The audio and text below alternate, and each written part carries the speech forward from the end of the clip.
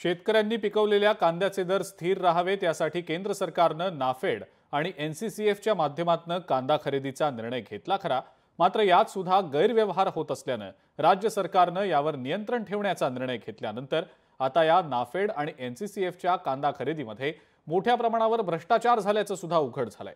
यामुळे नाफेड आणि एनसीसीएफच्या अधिकाऱ्यांवर कारवाई करण्याची मागणी होती।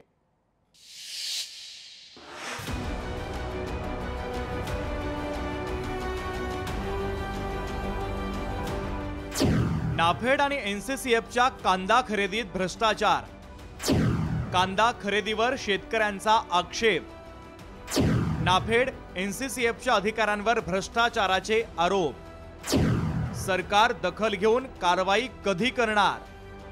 कांद्याचे भाव स्थिर राहावे यासाठी केंद्र सरकारनं शेतकऱ्यांच्या हितासाठी नाफेड आणि एनसीसीएफच्या माध्यमातून कांदा खरेदी करण्याचा निर्णय घेतला।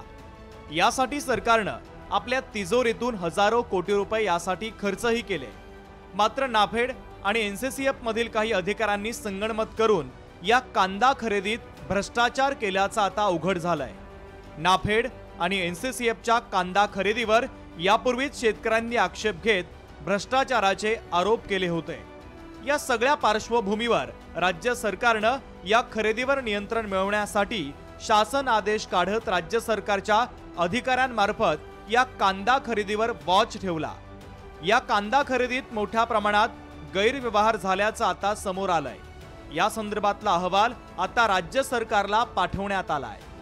ज्या गुणवत्तेचा माल आहे त्या गुणवत्तेचा माल घेतला जातोय का नाही आणि जेवढी क्वांटिटी त्यांनी खरेदी केलेली आहे तेवढीच क्वांटिटी ती चाळीमध्ये आहे का नाही हे बघण्याची जबाबदारी तालुकास्तरीय समितीकडे दिलेली आहे।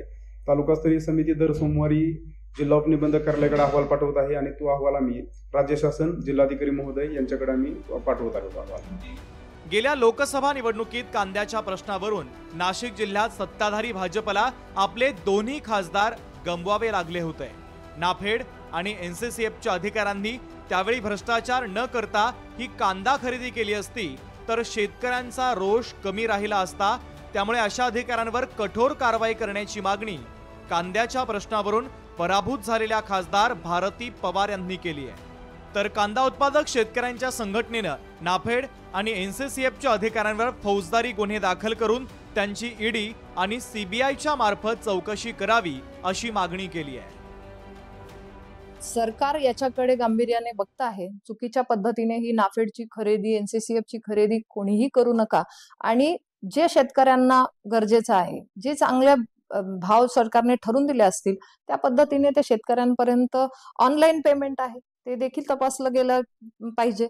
ऑनलाईन पेमेंट शेतकऱ्यांना मिळत आहे की नाही, निश्चित या सगळ्या बाबतींचे प्रश्न या येत्या काळामध्ये एक चांगलं रिपोर्टिंग तयार होत आहे त्याच्यामध्ये निश्चित जाईल आणि चुकीच्या पद्धतीने होत असेल तर त्याच्यावर कारवाई होईल।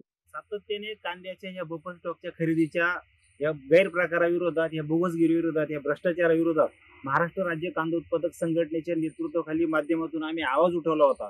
मागच्या वर्षीची केंद्राची कमिटी आली होती, त्या कमिटीला आम्ही लेखी पत्र दिलं। या आजपर्यंतच्या संपूर्ण खरेदीचा किमान तुम्ही ईडी सीबीआय मार्फत चौकशी करा। नाफेड आणि एनसीसीएफच्या या कांदा खरेदीतील गैरव्यवहारानं केंद्र सरकार आणि शेतकऱ्यांचं देखील मोठ्या प्रमाणात नुकसान झालंय। यापूर्वी नाफेडच्याच काही वरिष्ठ अधिकाऱ्यांनी या प्रकाराबाबत कबुली दिली होती, मात्र याबाबत पुढे कोणतीही कारवाई झाली नाही। मात्र आता राज्य सरकारनं केलेल्या चौकशीत मोठ्या प्रमाणात गैरव्यवहार झाल्याचं समोर आल्यानं या प्रकरणात सरकार आता नेमकी कोणती कारवाई करतं हे पाहणं महत्त्वाचं ठरेल। महेश महाले, लोकशाही मराठी, नाशिक।